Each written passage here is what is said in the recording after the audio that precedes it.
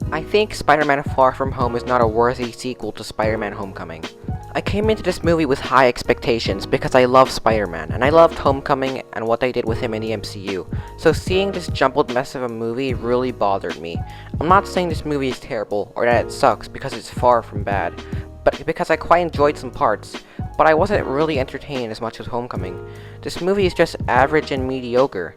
I'm more deeply disappointed with this movie than I was with Stranger Things Season 3. So this is a video essay voicing my opinions on why Jon Watts doesn't get.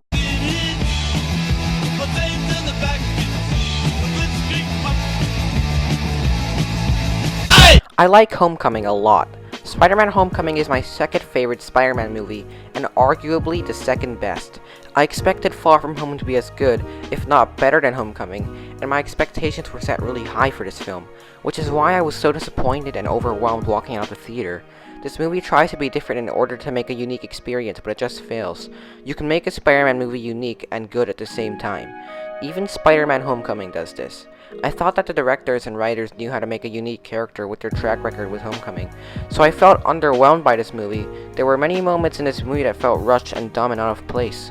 I've said before that there's no best Spider-Man because everyone has different opinions on who Spider-Man should be. Kids who grew up on Spectacular Spider-Man will compare Spider-Man movies they don't like with Spectacular. Kids who grew up on the Raimi trilogy, like me, would compare them to the Raimi movies. You get the deal. There's no legit answer to who the best Spider-Man is. My video on Tom Holland being the best Spider-Man wasn't legit either. It was an opinion. The criteria I used on Tom Holland's Spidey in that video was who was the funnest to watch character. Why am I saying this? Well, I'm saying this because it segues into my opinion that judged on specific criteria, Far From Home is the worst Spider-Man movie. There's nothing remarkable about this movie. It was just painfully mediocre, which is a big surprise I had because this movie looked like it was going to have a wow factor. It takes place in different places globally and Peter and MJ are falling in love. Oh my god!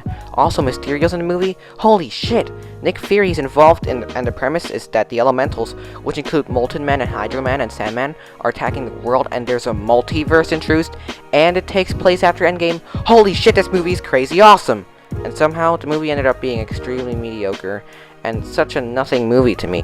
This video does contain spoilers for Far From Home, so if you haven't seen that movie, click away. Or if you haven't seen it and you don't care about spoilers, then you can keep watching if you want. Peter has character development in this movie, but it falls so short and the wonky pacing ruins the potential journey he could have had. This movie had the opportunity to introduce Mysterio, an awesome villain with amazing powers to the MCU. Introduce the multiverse, which was even focused on in the trailer. Have a genuine, compelling Spider-Man relationship for once. Introduce a brand new idea about the movie taking place globally, thus solidifying Spider-Man's addition to the MCU. Introduce Hydro Man and the Elementals. Make a Spider-Man story taking place after the biggest cinematic event of all time. Like seriously, Spider-Man Far From Home is the only Spider-Man movie of all time in the past and future that takes place after the biggest cinematic event ever. There will never be another Spider-Man movie that takes place after the biggest cinematic event ever in the trillions of years the universe will exist. This movie had unimaginable potential, but the movie turned out being so meh. Spider-Man Far From Home is the only Marvel movie where I walked out of the theater with a meh feeling besides Captain Marvel. And that's saying something because it's not only a Marvel movie, but a Spider-Man movie. And I'm probably one of the most Spider-Man obsessed geeks on the planet. So why? What made this movie so meh?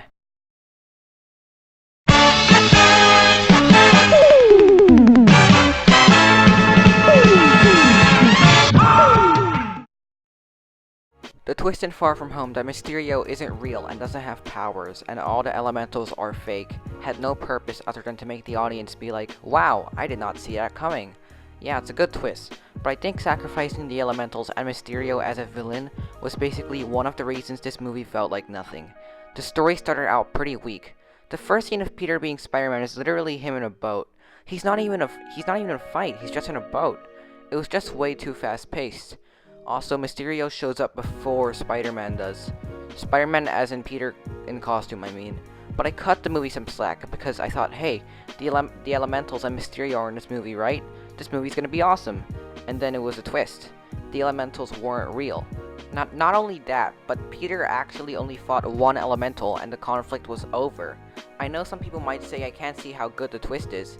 and that might be true, but I would rather see the movie I wanted to see, and the potential in this film was just wasted for a twist.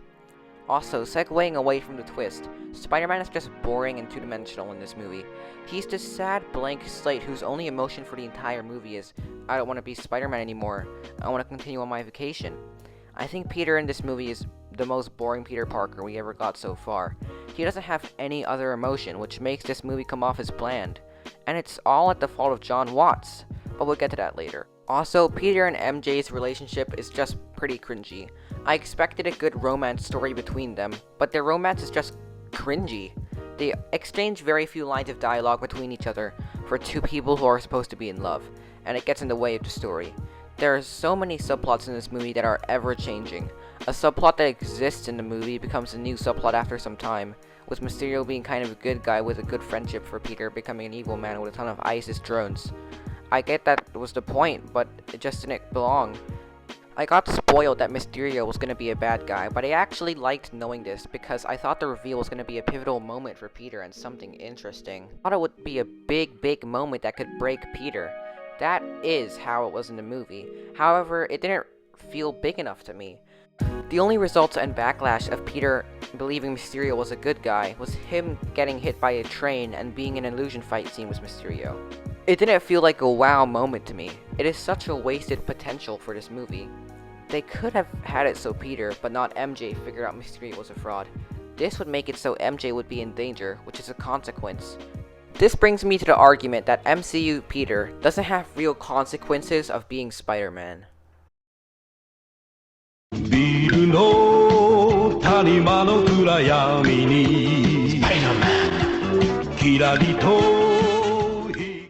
Some people might say this movie gave Peter consequences of being Spider-Man, that he doesn't get to do what he wants, but this isn't anything big, because it's already a known fact that superheroes don't get to do everything they want. It's a trope. What makes Spider-Man unique is that Stan Lee made it so he would have a ton of baggage and personal problems from being a superhero. He even specifically said this. At the time, superheroes didn't have problems, they were known to have everything. Stan Lee made it so he would have more personal problems than just the fact that he doesn't get to do what he wants. He doesn't get to be on his vacation, but this isn't big enough of a problem. In Spider-Man 2, Peter's life literally went to shit because he was Spider-Man. He wasn't able to date the woman he loved, and she ended up marrying someone else. Harry hated him. I'm glad that the MCU gave Peter some consequences, and they weren't by any means bad ones. But another issue I had was that the idea of Peter having consequences of being Spider-Man was just forced in there. There are moments where it's just randomly shoved in and it didn't belong. Like the scene where Peter couldn't sit with MJ at the opera. If MJ was in danger because Peter trusted Mysterio, it would make it so the ones he loved were in danger, which would be much more compelling. And it would really be a life-destroying personal problem. Not only that, but Peter wouldn't have to reveal his identity to her, which I found dumb. I also wish that Peter actually fought Mysterio, because there's never been an MCU Spider-Man movie where Peter actually fought the villain in the final battle. If I could get action scenes with Holland Spidey in the MCU to par with the train scene in Spider-Man 2, that would be truly awesome. Also, there are moments in Homecoming where Tom Holland can let his acting shine. No thanks to me? Those weapons were out there and I tried to tell you about it, but you didn't listen. None of this would have happened if you would just listen to me! And Peter can show that he, like everyone else, has flaws, and these emotional outbursts were really compelling, and we could see his journey as a person. Peter doesn't have a moment like that in this movie at all. He goes from not wanting to be a superhero, to being a hero, and from not having MJ, to getting MJ. His growth is just unremarkable. And now to Jon Watts.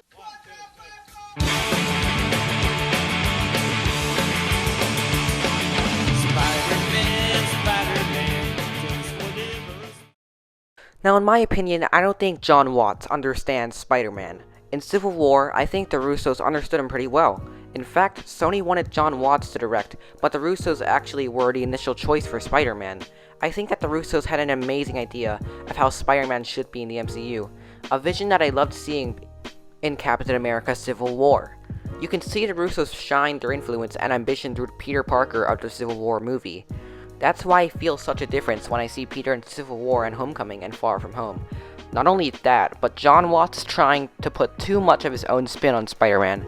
This is sometimes good, but Jon Watts' spin just isn't very good in my opinion. The Russos' spin on him had him pretty accurate. His motivation is guilt, as evidenced by this scene in Civil When you can do War. the things that I can, but you don't. And then the bad things happen. They happen because of you.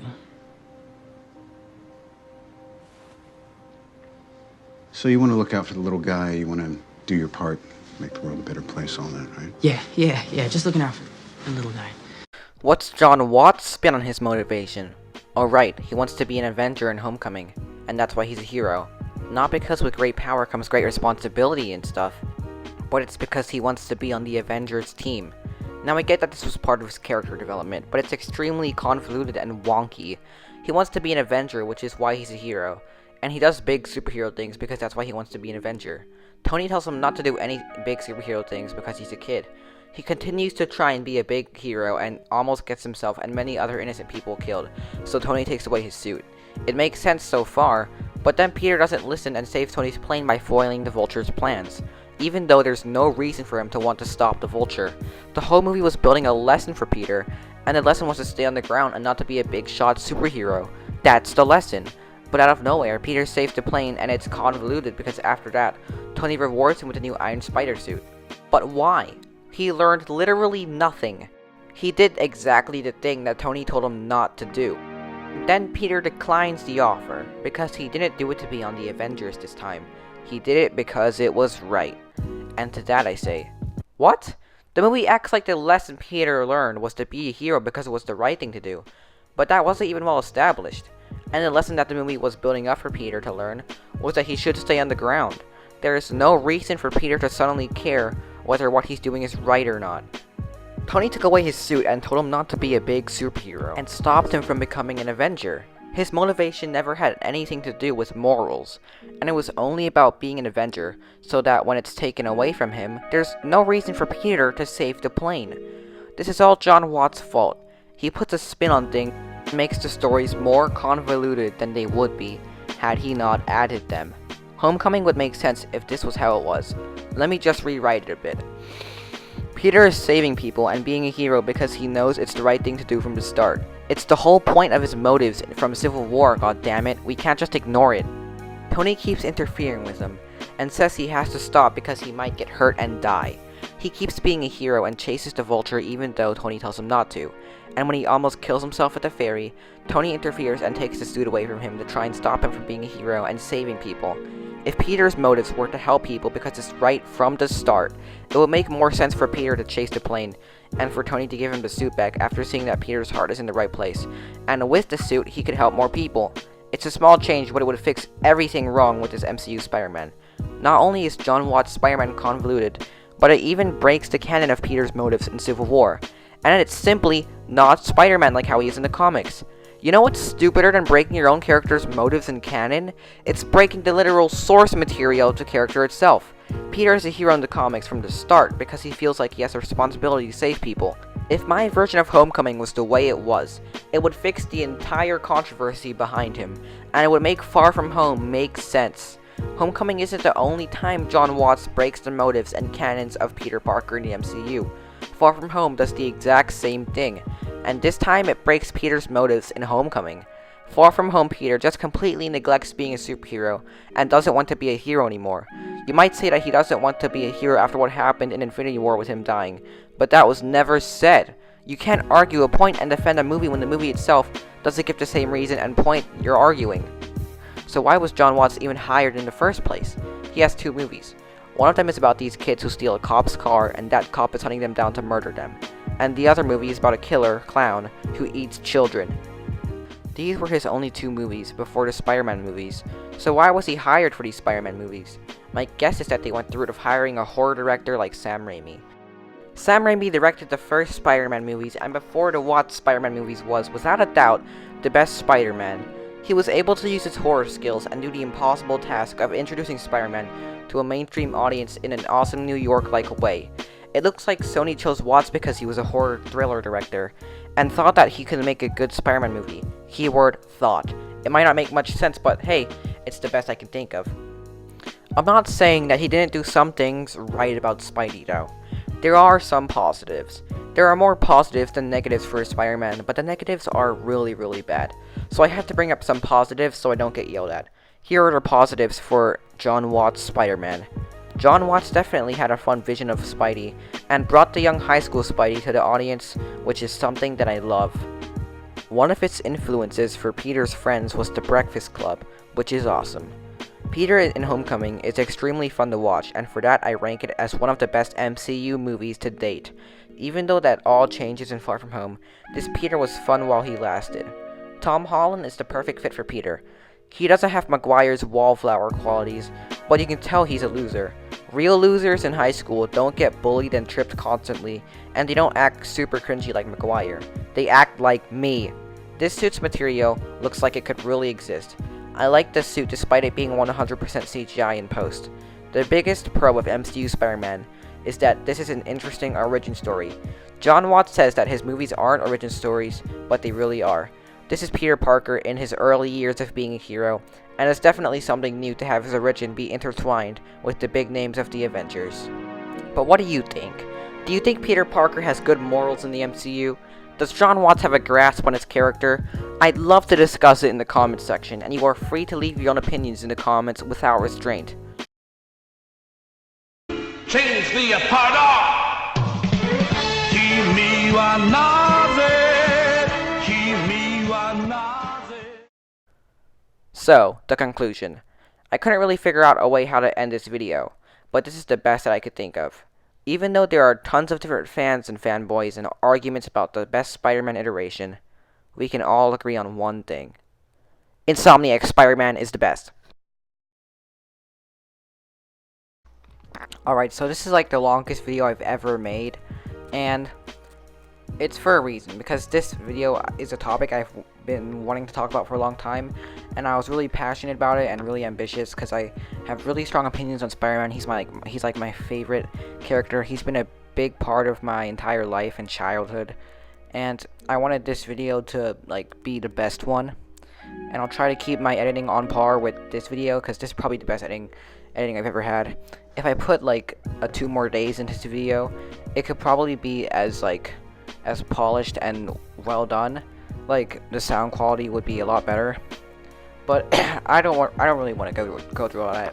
And my mic, I don't have a good mic. That's the thing. And this was made, well, the video was made before I knew that MCU Spider-Man was leaving the MCU. So, and it's pretty sad because I wanted to see more of him, and I know I spent this whole video criticizing him, but it was actually just fueled from my feelings towards Far From Home, and not actually towards, I like his character, but I think his character, like, is a bit convoluted. That's the thing. Like, I can like his character, but I can still criticize it. I made another video saying why he's the best Spider-Man, and that is true. I do think he's the best Spider-Man, but I'm also saying that, like, just because he's the best Spider-Man doesn't mean that his character development isn't wonky. But yeah, he's still great. I can make a whole video explaining why I love him, which I already did on that video. So please like and subscribe, leave a comment.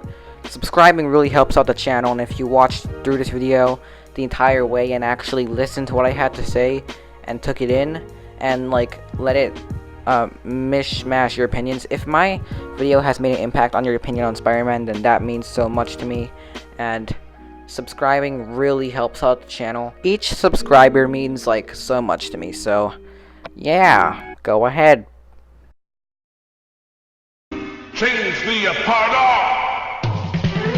Kimi wa naze, kimi wa naze, 戦い続けるのか、命をかけて